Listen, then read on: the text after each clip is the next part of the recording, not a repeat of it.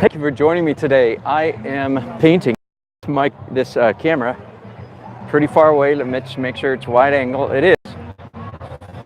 I am here in Wilson, North Carolina, sometimes humorously pronounced Wilton, North Carolina, for the annual Whirligig Festival. This is either the 12th or the 13th year that I've been here. I don't remember, 12 or 13. And always good to be back.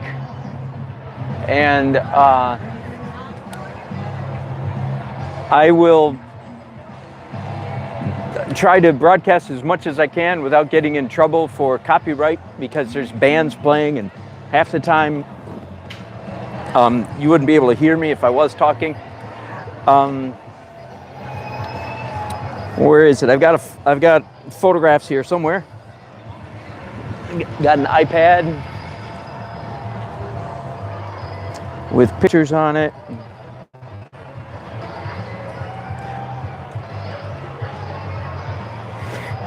And whoops.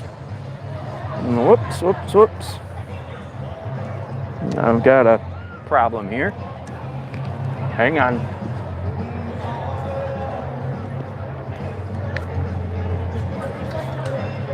There we go. Okay, so I am on this quadrant of the painting. I shouldn't say quadrant. I'm painting 3 separate paintings on the canvas.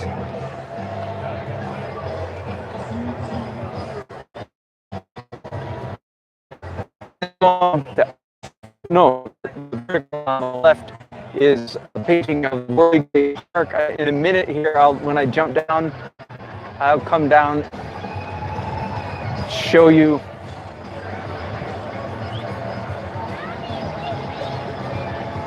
what the Whirligig Park is. In the meantime, let me tell you a little bit about this.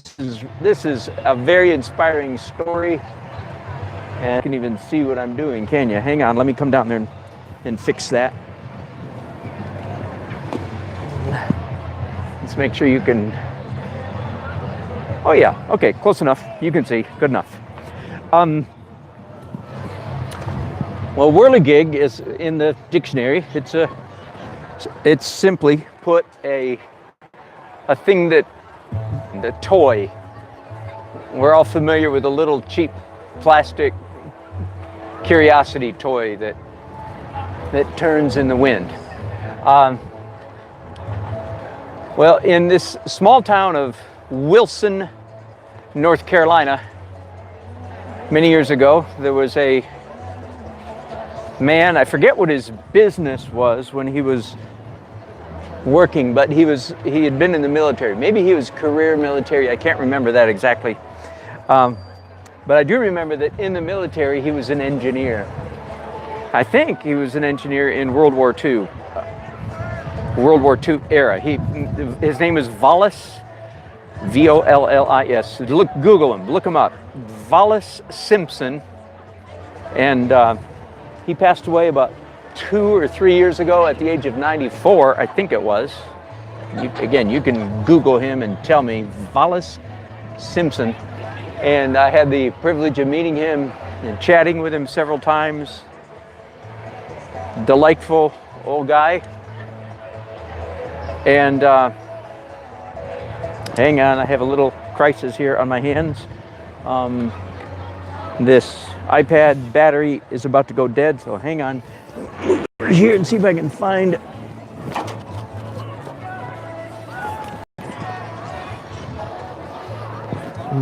a remote battery. Yeah.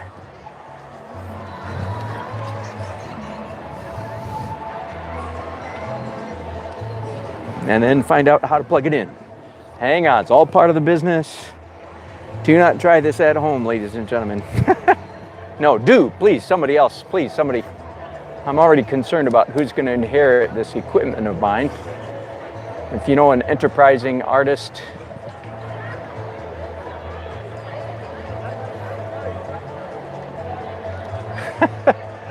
I inherited this iPad from my wife, and I have a strong dislike for it. It just turned off on me without provocation.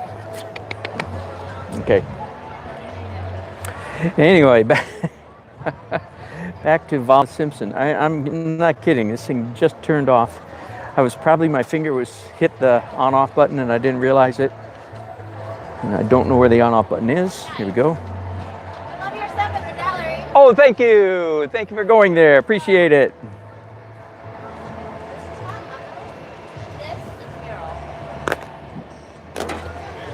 Okay, so let me go back to work without a picture. So I'll just have to be a real plein air artist. And again,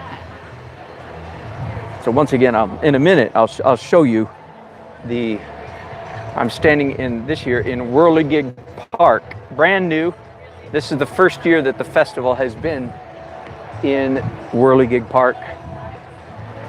And Wallace Simpson was an engineer in the Army, I think. And when he retired at age 60, in his barn out in the country, not too far from here, he started building these whirligigs. The word does not do justice to the reality. As you'll see in a minute, some of them are the length of a school bus and some of them are 40 feet tall. And he now has these things displayed in art museums around the world. But the lion's share of them are right here in Wilson, North Carolina. And I love the story. I just love the story that this man, with absolutely no agenda, no political, no message, no preachy, smeechy, creepy crap that they teach you in college. No political agenda. He just starts making these things in his barn out in the country and posting them. He has absolutely, I think to say he has revolutionized the culture of this town is not an overstatement. To say he shifted the culture is to speak understatement. Revolutionized, the city is coming back to life largely because of this man. Fascinating study. I mean, just absolutely. Some art historian should do a story on him. Absolutely fascinating. And this is the biggest, I'm sure, the biggest event on the calendar of Wilson, North Carolina every year. Tens of thousands of people come just to hang out, eat elephant ears and kettle corn and turkey legs, like I'll be doing in a little while. Listen to music and watch me paint. How about that? And so I'm doing 3 paintings here. This one is of the whirligigs that are over here to my right and the crowd of people who are hanging out here to see them. Now, I mean, talk about when you see them here in a minute, and you can get some of the idea here just by looking at my painting. They're absolute. I mean, I say this with deep affection. To call them monstrosities does justice to them. And here I am trying to render them, to paint them, capture them. Every time I look up at one, let alone a whole field of them, every time I look up at one, I see something I never saw before. It's like, doggone, he put this there and this on top of that and so on. I mean, it is truly amazing. And he said it at age 60. That's just... Anyway, as you can tell, I am deeply moved, impressed, fired up with the story of Wallace Simpson and the impact that it's had on this town.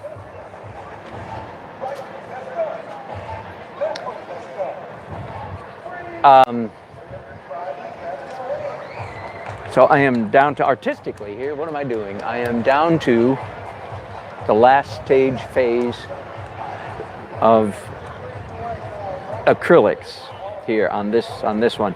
I'm tempted to start these other 2 paintings, before I finish this one, but I think thank you, big guy. But I think wisdom dictates that because of course people who haven't seen me before, which is I presume a lot of people that are coming by,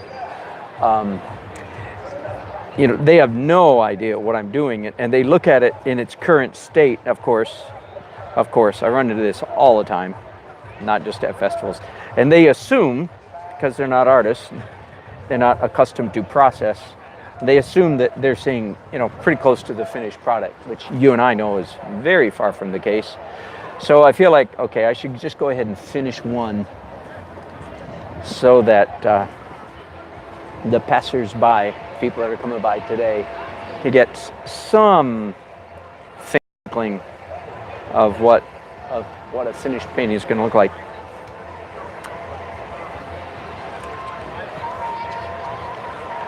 I have decided here, as you can see on this painting, I have decided to go with a complementary underpainting under the sky.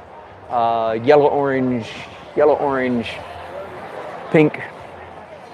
A slight nod to Cape Cod. Not thorough Cape Cod, but just a nod to Cape Cod. Hello. Hi, good to see you. Is it really? Exactly, I remember. Oh my goodness. I have you on my Instagram. Do you really? Oh, good. Thank you. No, do you live in Raleigh still? You know what? We just moved back to Whirligig. Okay. So you're halfway between here and there? Yeah? I've lived there since I graduated high school in 1983. So Yeah, I'm kind of rediscovering everything around small around. How fun. Good to see you. What fun. Thank you. Oh, what fun. Old friend from 25 ago.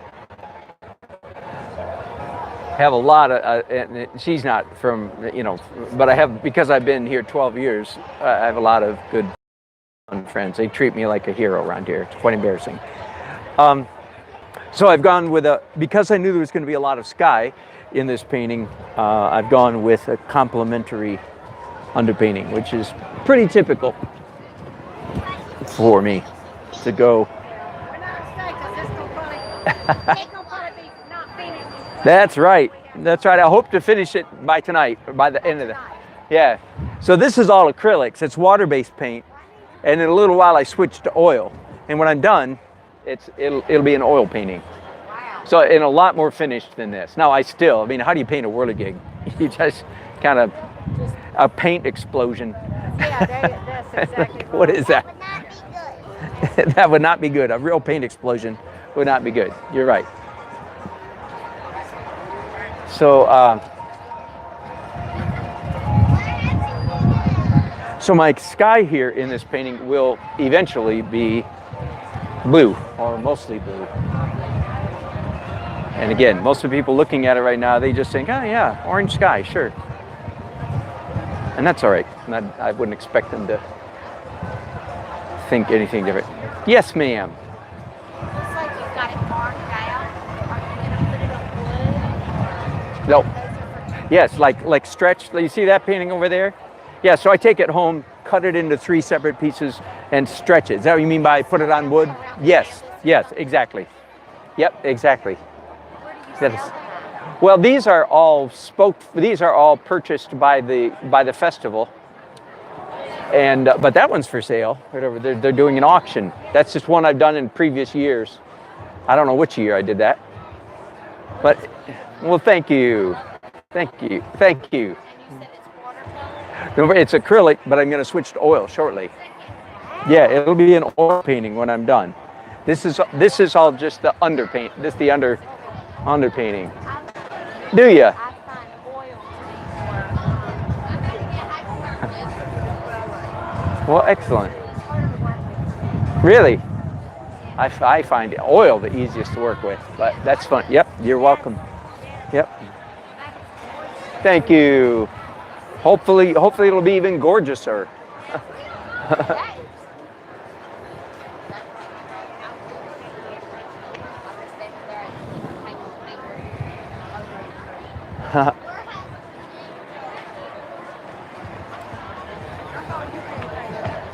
My whole life, pretty much. My dad was a good painter, And so by the time I went off to kindergarten, I thought I was an artist. I don't know if I was, but I thought I was. So Well, you are. that was yeah, I am now. That was a very good start, you know. So my parents were very encouraging. How about you? Are you an artist? Are you really? I love to paint on clothes. Oh yeah, good for you. What I want to do, I want to start doing it on those big old boards. What you call those things? What kind of board? It looks about like this type of paper, but It's so some kind of art board. It's made for painting on, you mean? Uh-huh. Oh yeah, sure. Panel of some kind? Yeah. There's lots of different products like that. Yeah, good for you. Well, painting on clothes is a good thing too. Drawing and painting on wood when I was a little girl. Did you really? Ah. Man, Oh my goodness. Good for you. Good for you. you do good. Well, thank you. Thank you. So all of this will be a little bit more realistic, a little bit more, but try not to lose the energy. I mean, there's, you know, you see all that energy that's there right now. I'm going to paint the sky blue, believe it or not, on top of this. And the pink and orange will just peek through underneath. You kind of put me around the man that do the paint on the TV. Ah, Bob Ross. I know it. Everybody always says that. That's right. Yeah, everybody liked his show. Me too.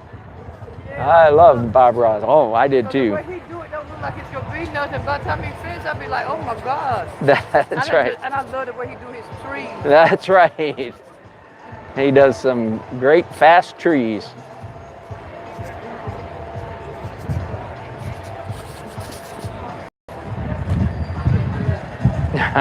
Thank you.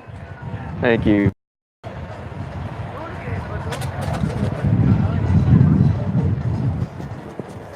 Okay, that might be enough white. Let me clean these brushes. And I'm going to pause there. Well, before I do, I'll show you the Whirligig Festival.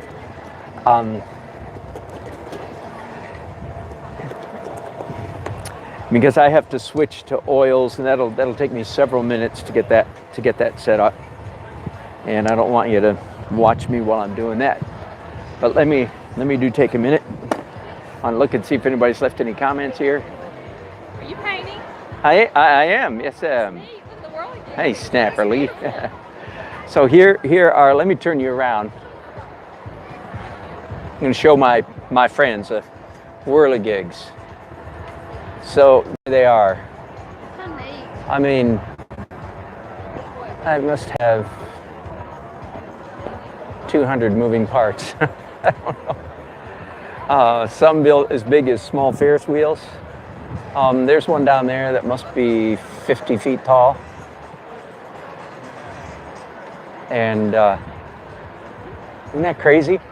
A lot of red, white, and blue. A lot of primary colors. Red, white, and blue, and yellow is what he does mostly. And this park is brand new, built just exactly to honor the Whirligigs and Vala Simpson. And it's become the new heart of this town. I mean, it's so inspiring. It's amazing. People are moving in. Businessmen are buying buildings from California and South Carolina and so on to come in here and start a business. Woo! That's inspiring. Okay, so there's my painting. I'll bring you back in for another broadcast later today, maybe when I'm finishing up this painting. Thanks, guys, for watching. Appreciate it.